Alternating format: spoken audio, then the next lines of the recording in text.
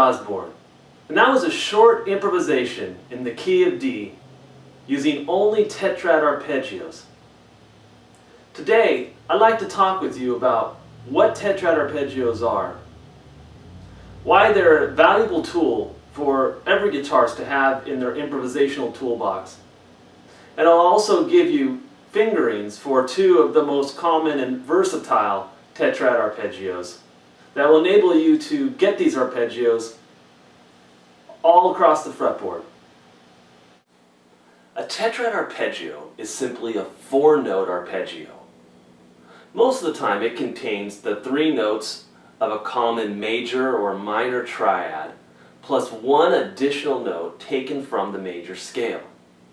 For example, if we were to look at a D major arpeggio, we'd have the tones D, F sharp, and A, the 3 notes of the D major chord. Now if we were to add 1 additional note from the D major scale to those 3, we would have a tetrad. One of the tetrads we're going to look at today is the major add4 tetrad. It's constructed by adding the 4th tone of the major scale to the major triad. In the case of D major, that would be the G note, the 4th note of the D major scale. D, E, F sharp, G. So now our arpeggio would contain the notes D, F sharp, G, A.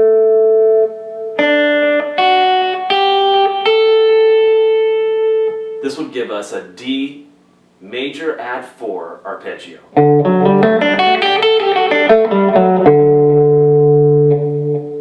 A second tetrad we're going to look at today is the major add2. We're only adding the 2nd note of the major scale to the major arpeggio to get this sound. In D, the 2nd tone would be E, so we're adding an E note to the 3 notes of the D major triad.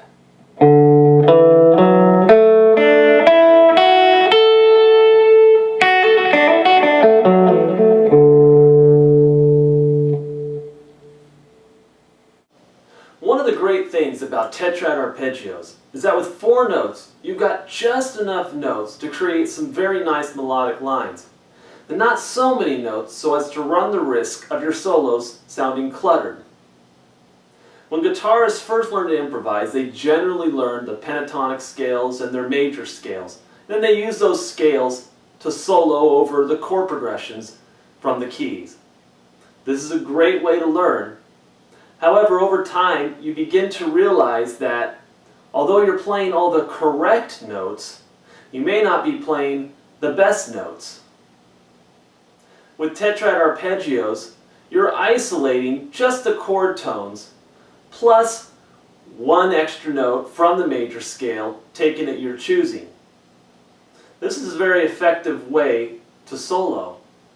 Now you're still going to be using notes from the major scale, but you'll be adding them as you hear them instead of just relying on the physical shapes that you've memorized on the fretboard.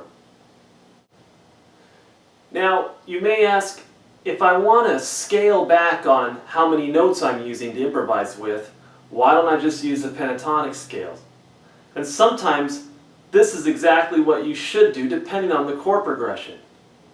But this is depending on the chord progression. See, the pentatonic scale is missing certain tones from the diatonic scales that may be the exact tones that you're trying to target. For example, when we used the add4 Tetrad arpeggio, we added the 4th tone of the major scale. And that 4th tone is not in the major pentatonic scale. If you're trying to target that tone, if it's a tone that really sounds good over the chord progression you're playing, then using the pentatonic scale would not be the way to go. It'd be more effective to use the Tetrad arpeggio. Now, you may ask, if I want to scale back on how many notes I'm using to improvise with, why don't I just use the pentatonic scales? And sometimes this is exactly what you should do depending on the chord progression. but this is depending on the chord progression. See, the pentatonic scale is missing certain tones from the diatonic scales that may be the exact tones that you're trying to target. For example, when we use the add4 Tetrad Arpeggio, we added the fourth tone of the major scale. And that fourth tone is not in the major pentatonic scale. If you're trying to target that tone, if it's a tone that really sounds good over the chord progression you're playing, then using the pentatonic scale would not be the way to go. It'd be more effective to use the Tetrad Arpeggio. Now, to get these shapes onto our guitar, we're going to use the 6th and 5th string root notes as our home bases for playing 3 kinds of shapes: open, closed, and extended or horizontal. Open shapes are shapes that start from the root note, but then they span outward toward the nut. Closed shapes start from the root note, and then they stack the notes directly below. Horizontal or extended shapes have you extending the tetrad through the octaves in a way that enables you to play it horizontally up the neck. Let's take a look at how this works with our add4 Tetrad Arpeggio. Starting from the 5th string root, which is on the 5th string, 5th fret, we're going to play the open shape beginning with the pinky.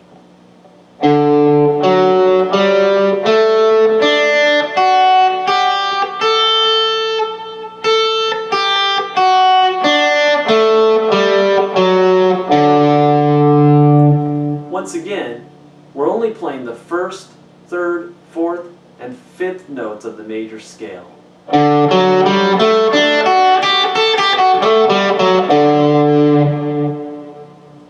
Now, starting from that same 5th string root, we're going to play the same notes. They're going to be stacked directly below the root, like so.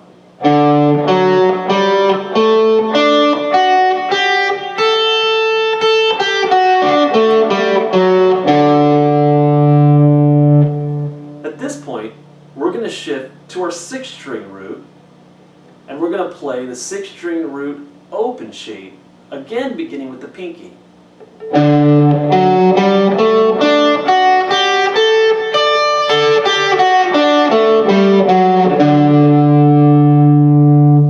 So now we have a shape that moves through the octaves in a horizontal fashion.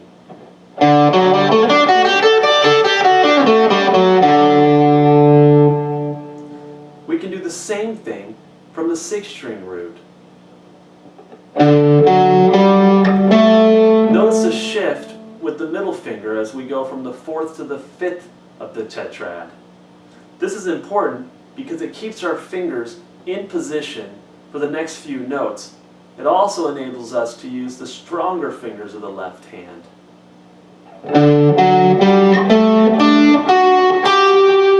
Notice the 3rd shift, which we're going to do using the 1st finger, the index finger, on the A note on the 3rd string, continuing up the remainder of the arpeggio.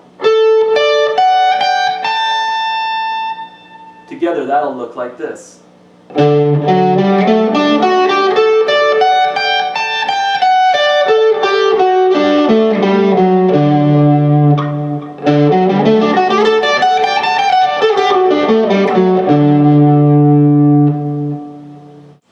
Now let's take a look at a second Tetrad Arpeggio, the add2.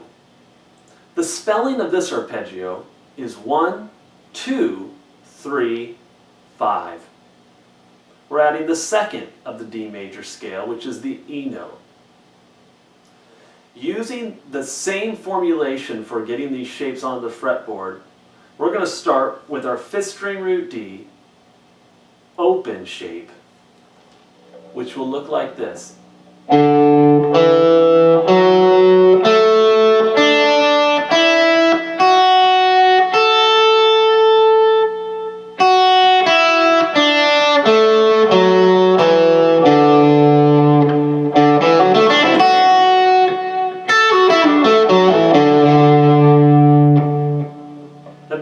that same root, we have our closed shape. It's going to be the same notes, but they're going to be stacked directly under the root. Starting with the middle finger, it'll sound like this.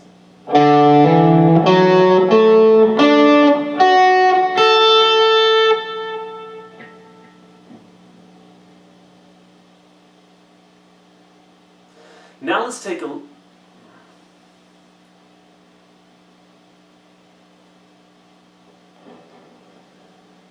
a look at our fifth string root closed shape.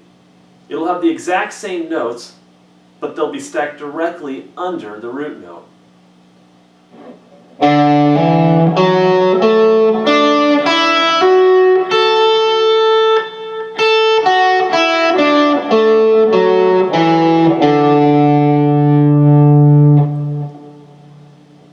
Moving on to the sixth string root open shape. Starting with the pinky.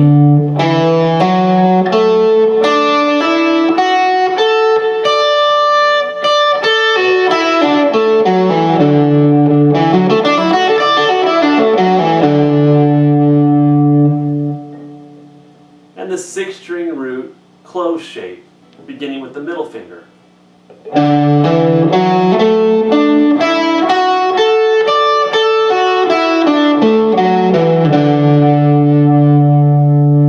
Once again, pay special attention to the fingerings on your charts to ensure that you're using a practical fingering that makes the shifts easy to make. Let's look at the extended or horizontal shapes from these two roots. Starting with the fifth string root, we have the first four notes of the tetrad, repeating at the second octave. And then finally, our third octave.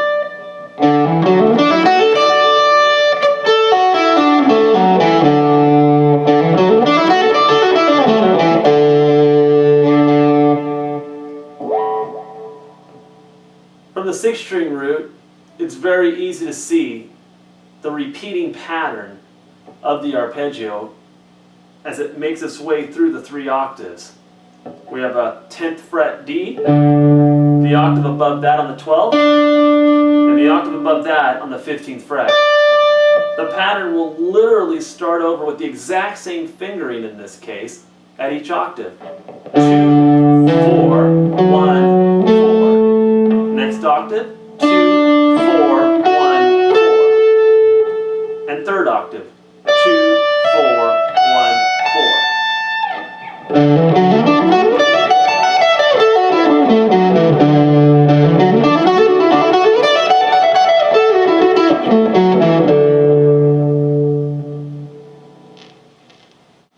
A great way to get these shapes under your fingers quickly is to practice connecting the shapes by ascending one shape and then descending another. Let's look at the add4 arpeggio as played or practiced in this manner.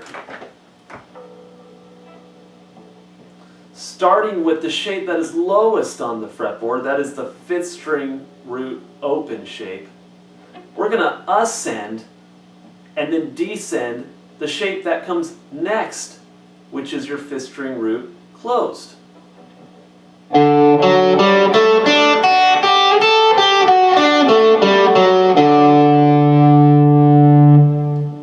Now we're going to ascend the fifth string root closed, descending down the sixth string root open.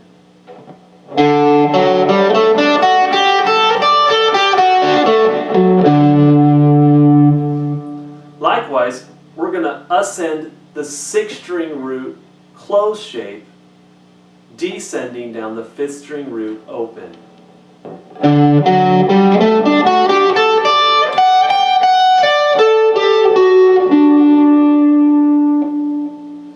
Now you'd also want to descend the fretboard in this same manner, starting from the fifth string root open shape,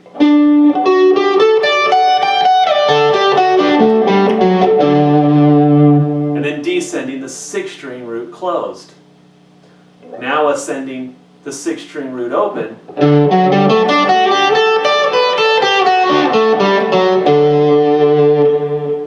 trying not to add the B note in there, and descending down the 5th string root closed. Lastly, ascending the 5th string root closed and descending the 5th string root open.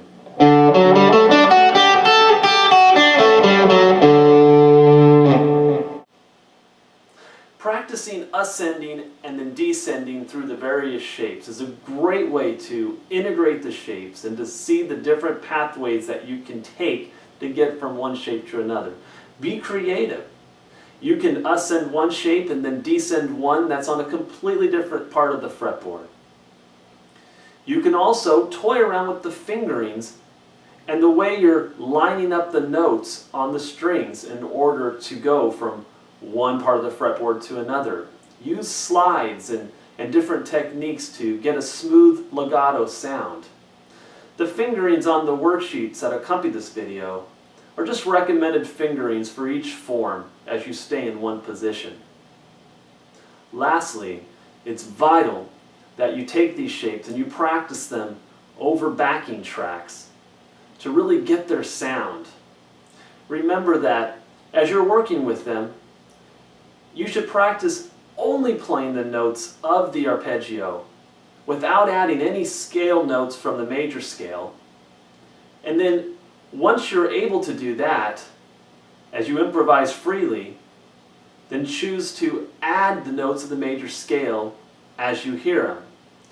It trains your ear and it helps you to become more selective about the notes that you're choosing instead of just blindly relying on the pre-memorized patterns of the major scales.